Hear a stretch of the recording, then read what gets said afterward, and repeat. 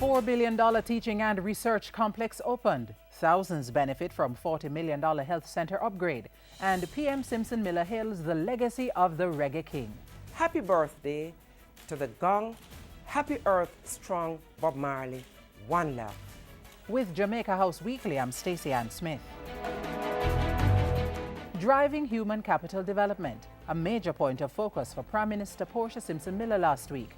On Wednesday, she officially opened the $4 billion Faculty of Medical Sciences Teaching and Research Complex on the UWI Mona campus. This is a major investment, not only in the future of the university and the faculty, but also in the human capital of Jamaica and the Caribbean region.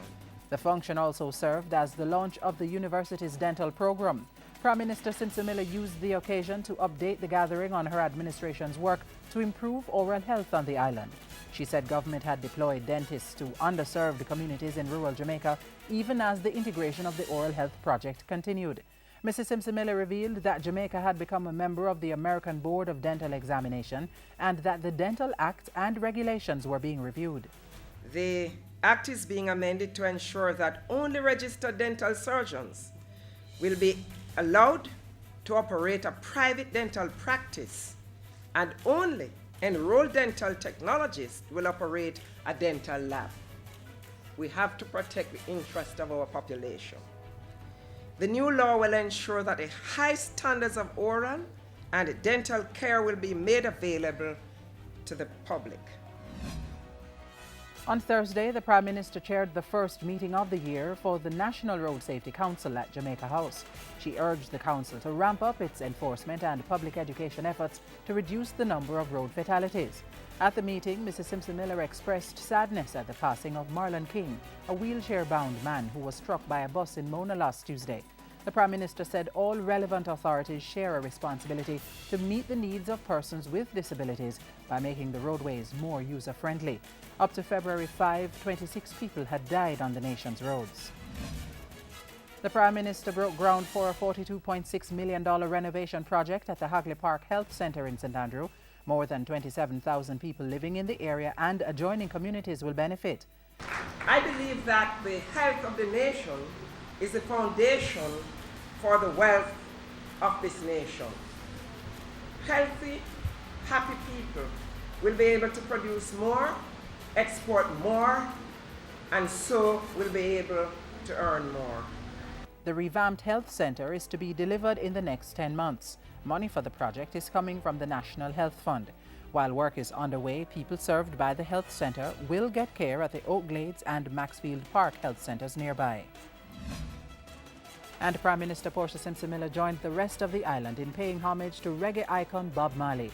In a message to celebrate the 70th anniversary of Marley's birth on February 6, Mrs. Simpson Miller said Marley was a musical giant who encouraged us to be strong. The legendary Bob Marley represents us as a people of great strength, endless talent, creative genius, and advocates against oppression and injustice. Bob Marley's philosophies live on among us.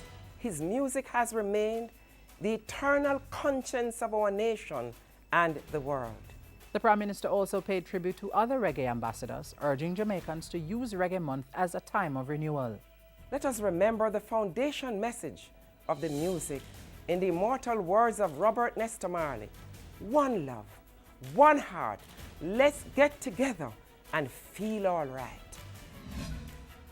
And during the week, the Prime Minister made time to meet with Japan's Foreign Affairs Minister at Jamaica House. At Friday's meeting, they discussed areas where cooperation between the respective countries could be expanded.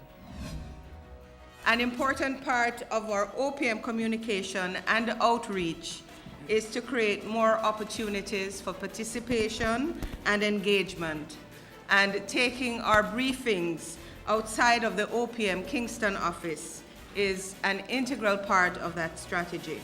The Minister responsible for information, Senator Sandria Faulkner, explaining the reason for holding Thursday's special Jamaica House press briefing in Montego Bay. There are many good things that are happening in the West to promote growth and development. And we have developments in construction, in health, in tourism, in agriculture, and the BPO industry, among other areas. Ministers and ministers of state responsible for those portfolios addressed the media, providing a number of updates. And that's how we close today's Jamaica House Weekly. Join us next time for the latest stories coming out of the office of the Prime Minister.